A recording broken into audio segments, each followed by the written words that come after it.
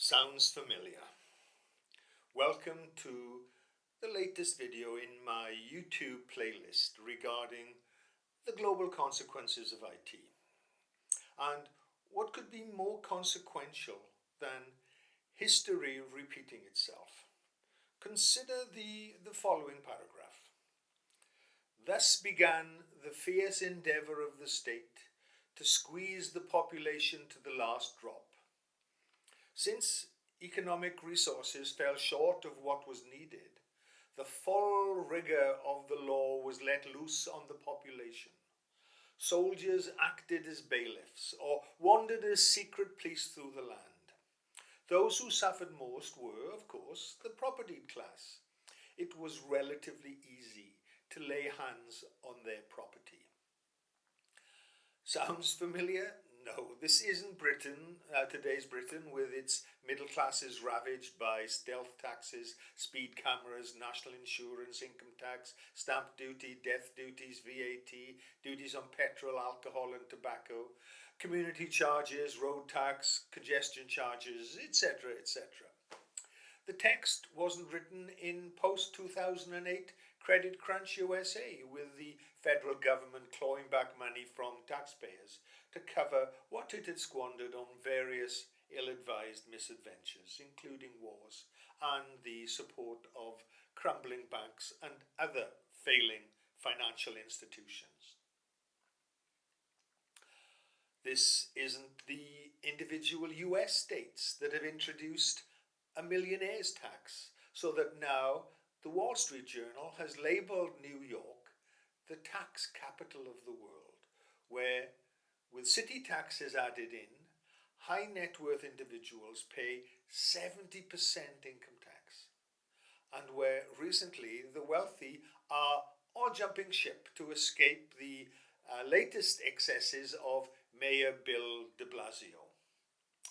This isn't the European Union, saddled with a surfeit of regulations, worker representatives, and the free spending Eurozone, which for decades has underwritten and propped up profligate governments in Greece, Italy, Portugal, Spain, France, etc.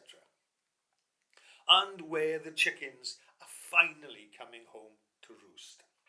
No, this is a quotation from volume 12 of the Cambridge Ancient History, describing the decline and fall of the Roman Empire. Most people in all of these countries I have mentioned and more have forgotten the lessons of history. And as George Santayana warned, those who cannot remember the past are condemned to repeat it. So be warned, all governments worldwide are determined to recoup the enormous losses resulting from the COVID-19 pandemic. And how will they do this? Why, once more, the full rigour of the law will be let loose on the population. Once again, the state will become a predator now that COVID-19 has beggared their national economies.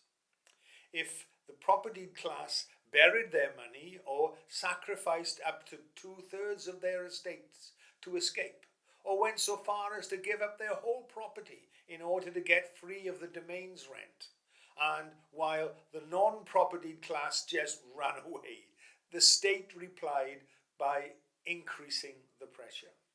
Just like at the end of the ancient Rome, it's happening again. In ancient Rome, that's why large hoards of Roman gold and silver are still being unearthed all across Europe. 2 millennia ago, the original owners were hiding their wealth, not from the barbarians at the gates, but from the swarms of state-registered looters. Sounds familiar? Every taxman is a state-registered looter.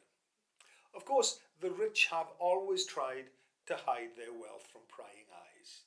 For most of the 20th century, that wealth was buried in Switzerland, in Swiss banks.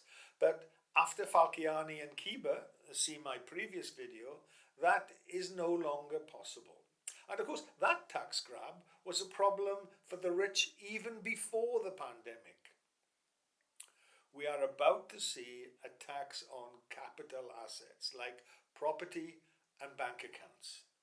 That's why so many are buying gold coins and bullion bars and burying them in their gardens. That's much more secure than storing them in the house safe, which the state registered looters will insist that you open for them to inspect. And then, of course, there's always the criminals looking for your wealth as well. In 2,000 years' time, will treasure hunters be uncovering buried American eagles, gold sovereigns, Chinese pandas, and Krugerrands? And of course, nowadays, there's always Bitcoin, the refuge of Bitcoin, the virtual burying of assets.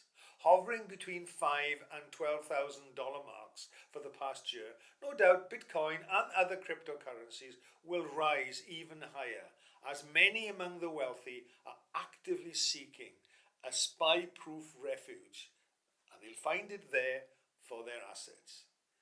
Thank you.